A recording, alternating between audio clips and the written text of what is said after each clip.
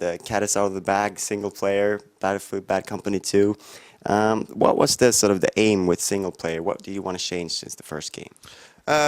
What we wanted to really do was kind of synchronize the feelings that you had when you were playing a game. When you play a first-person shooter, the kind of the fantasy that comes along with that gameplay style is much more badass. You know, you're a tougher person. You know, you're doing these extraordinary things that a normal person probably wouldn't be able to accomplish or get away with. But that's the great thing about video games. So we wanted the story to kind of reflect that a bit tighter this time.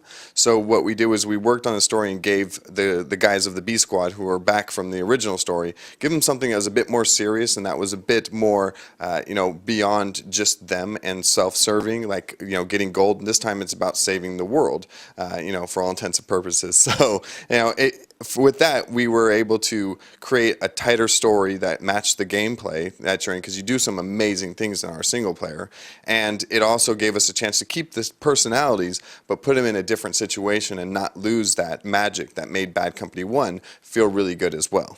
In terms of I know that the first game was like a buddy movie.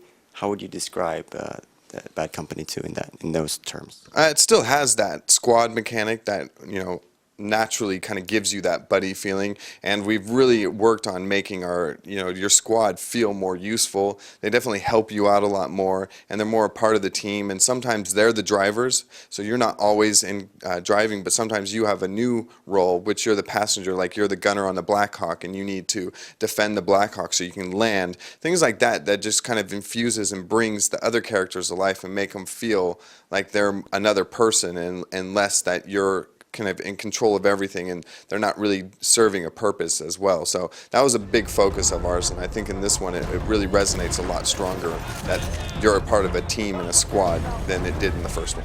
You showed off a couple of the single player levels. Is there a specific thing that you think illustrates how it's evolved that you could give us a concrete example?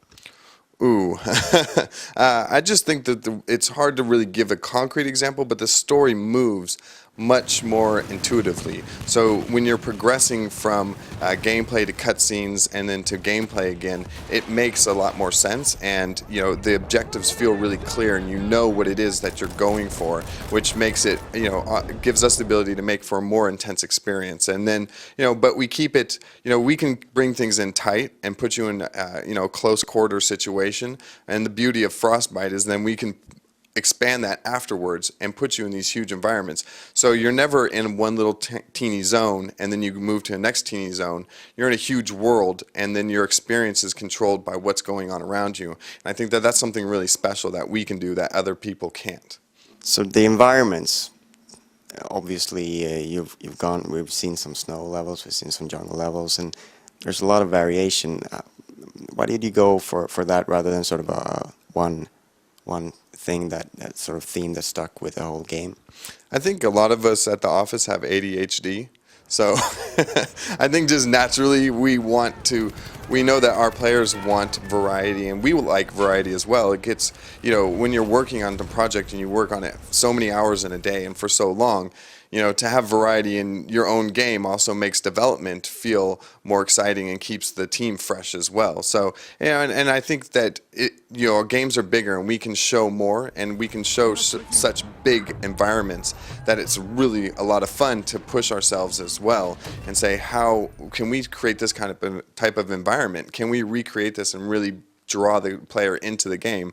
And by choosing the American region, so we go from North America up in Alaska all the way down to the South America in Chile. So you have huge amounts of variety of, you know, environments just naturally, and so we were able to really kind of play off of that and, you know, and kind of create variety at the same time. And I would think that it's so much more fun to destroy different kinds of things than just same old trees.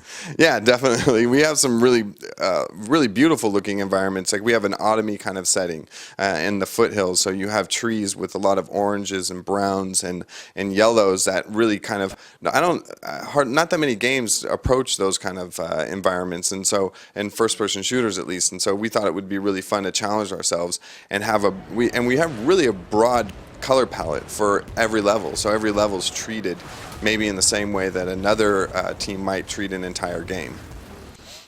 So I wouldn't say recently concluded, but early this year, late last year, you concluded the PS3 beta test. What was what sort of feedback did you get from that, and what did you has it had any impact on the game, or what do you feel about what they felt about the game? Absolutely, it actually had a huge impact, and we released just some of the changes that happened based on our gameplay designer, Alan Kurtz. He actually went through and we released it on our blog. There's like about 130 plus changes, and there's a lot of ones that are kind of significant and some that are small. But I think that right there shows how much we took that feedback and really applied it. And it was very, very important to us, and especially finding kinks in our system for persistence. Persistence is really important for a game, but if that system gets damaged, it can also be a huge nuisance to a player. And and we've seen it in past games, and I think other games also show that it's a very, very sensitive area. And so we put it out there, and those guys, our players are super savvy and clever, so they actually found probably every single thing out there that could be done in a way that could give somebody a boost, and we were able to fix that before the final product came out to kind of give everybody that healthy system that makes them feel really proud of what they've earned and the experience that they've gained while playing the game. Hopefully, but then something else is going to happen when you release the game. Absolutely, but we have, for the first time ever, I think we have the strongest post-launch support team ready to really make sure that we take care of this game not only before it is released but after as well. And I think people are going to be really into that. We're doing a store system, so that's going to give players the ability to really know what's going on with the game post-launch and really have an idea of what to expect and what's going to come. Can you tell us anything about the demo plans? The demo, we're working on a demo for the 360 and the PS3. The way it works is that once you go through certification with them, and Microsoft and Sony are like, this is great, we can release this, then it happens right away because it's all digital. So there's no packaging, none of the shipping things that happen with a hard disk copy. So it's hard for us to say an exact date, but it's going to be before the game releases.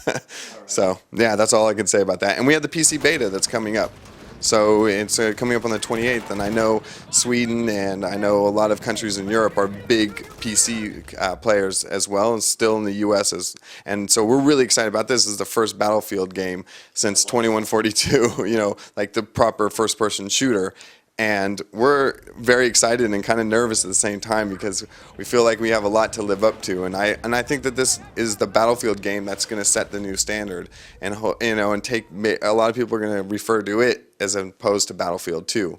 We have more game modes than any Battlefield game that's ever released. We have 4 game modes as opposed to the 2 that were in 1942 and then 1 that was in Battlefield 2. So now we got 4. So maybe next year, after 5 years running, Battlefield 2 won't be the best-selling Swedish game in Sweden.